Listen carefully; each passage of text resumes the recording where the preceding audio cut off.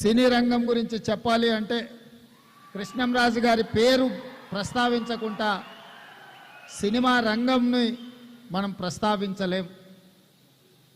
తర్వాతి తరంలో టాలీవుడ్ నుంచి బాలీవుడ్కు రాణించింది రామ్ గోపాల్ వర్మ గారు. నాకు అత్యంత మంచి మిత్రుడు. అదేవిధంగా ఈరోజు హాలీవుడ్తో పోటీ పడగలిగిన,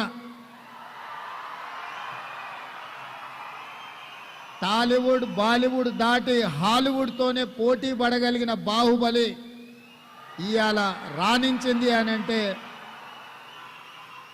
ప్రభాస్ లేకుండా ఆ పాత్రను ఊహించలేం.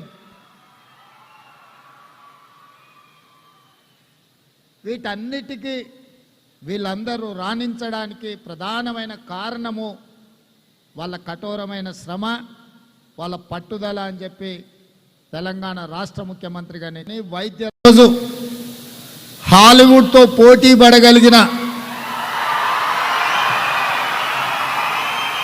టాలీవుడ్ బాలీవుడ్ దాటి హాలీవుడ్తోనే పోటీ పడగలిగిన బాహుబలి ఇవాళ రాణించింది అని అంటే